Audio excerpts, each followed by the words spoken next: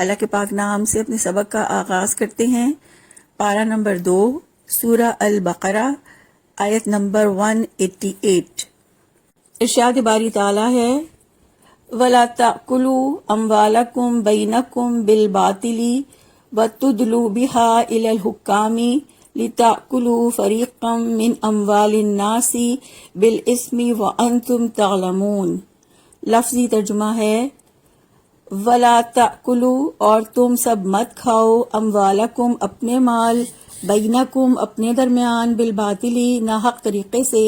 وَتُدْلُوا اور نہ تم سب پہنچاؤ بہا ان کو الی الحکام حکام تک لِتَأْكُلُوا تاکہ تم سب کھا جاؤ فریقاً ایک حصہ من اموال الناس لوگوں کے مالوں میں سے بالاسم گناہ سے وَأَنْتُمْ حالانکہ تم تعلمون تم سب جانتے ہو۔ با محاورہ ترجمہ ہے اور اپنے مال آپس میں باطل طریقے سے نہ کھاؤ اور نہ ان کو حاکموں کی طرف کھینچ کر لے جاؤ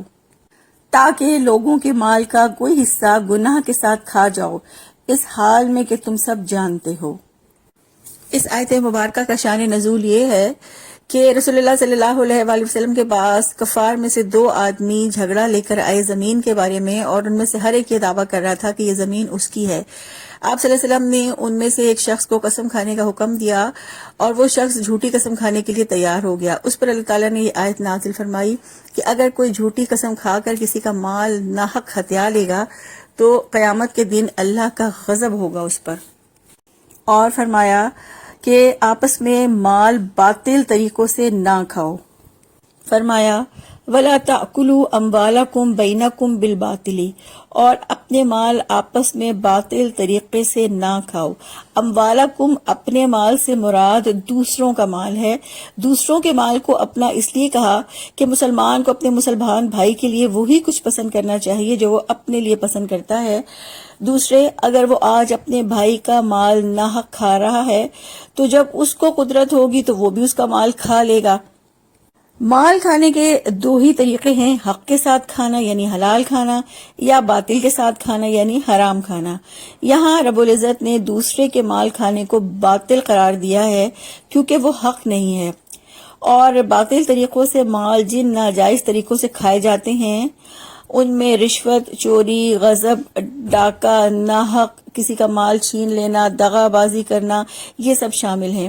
اس کے ساتھ ساتھ اس میں وہ معاوضہ بھی شامل ہے جو حرام ہو، جیسے سودی لین دین یا جوئے سے حاصل شدہ مال وغیرہ۔ یہاں یہ حکم ایسے لوگوں کے معاملے میں دیا گیا ہے کہ جن کے پاس کسی کا کوئی حق ہو اور حق والے کے پاس اس کا کوئی ثبوت نہ ہو، یعنی اس کے پاس کوئی یہ ثبوت نہ ہو کہ یہ مال میرا ہے، اور اس سے فائدہ اٹھاتے ہوئے کوئی شخص اگر عدالت سے اپنے حق میں فیصلہ کروا لے، یعنی جھوٹی دستاویزات دکھا کر، جھوٹے کاغذات دکھا کر یا جھوٹے گواہ بنا کر، تو عدالت کا فیصلہ حرام کو حلال نہیں کروا سکتا، اور ایسا شخص اللہ تعالیٰ کے نزدیک مجرم ہے۔ اور اس طرح عدالت کے ذریعے کسی کا مال اپنے حق میں کروا لینا بہت بڑا ظلم ہے اور حرام ہے۔ حضرت ام سلمہ رضی اللہ عنہا روایت کرتی ہیں کہ رسول اللہ صلی اللہ علیہ وآلہ وسلم نے فرمایا میں انسان ہوں، میرے پاس لوگ جھگڑا لے کر آتے ہیں، ہو سکتا ہے کہ شاید ان میں سے کوئی ایک زیادہ حجت باز ہو اور میں اس کی چکنی چپڑی تقریر سن کر اس کے حق میں فیصلہ کر دوں، حالانکہ در حقیقت میرا فیصلہ واقعے کے خلاف ہو، تو سمجھ لو کہ جس کے حق میں اس طرح کے فیصلے سے کسی مسلمان کے حق کو میں دلواؤں وہ آگ کا ایک ٹکڑا ہے، خواہ وہ اٹھائے خواہ وہ نہ اٹھائے۔ اس حدیث کا مطلب بھی یہی ہے کہ اگر کوئی چکنی چپڑی باتیں کر کے یا جھوٹی دستاویزات دکھا کے یا جھوٹے گواہ بنا کر کسی کی زمین یا کسی کا مال اپنے حق میں ہتھیا لے اور عدالت اس کے حق میں فیصلہ دے دے تو پھر ایسا مال اس کے لیے آگ کا ٹکڑا ثابت ہوگا، یعنی وہ جہنم میں جائے گا۔ یہاں یہ بات بھی بہت اہمیت رکھتی ہے کہ روزے کے حکم کے فوراً بعد اللہ تعالیٰ کا یہ حکم کہ اپنے مال آپس میں باطل طریقے سے نہ کھاؤ بہت اہمیت رکھتا ہے۔ یہ حکم یہ بتاتا ہے کہ روزے کی حقیقت کیا ہے۔ روزے کا اصل مقصد انسان کے اندر یہ صلاحیت پیدا کرنا ہے کہ جہاں اللہ تعالیٰ کی طرف سے رکنے کا حکم ہو وہاں انسان رک جائے، رکنے کا حکم ہو تو جائز چیز سے بھی رک جائے، حلال چیز سے بھی رک جائے، اور جو انسان اللہ تعالیٰ کے حکم پر حلال طریقے سے حلال کمائی سے اور حلال کھانے سے رک جائے وہ اللہ تعالیٰ کے حکم پر حرام کمائی سے کیوں نہ رکے گا۔ اور یہی تقوی کے لیے معیار اور کسوٹی ہے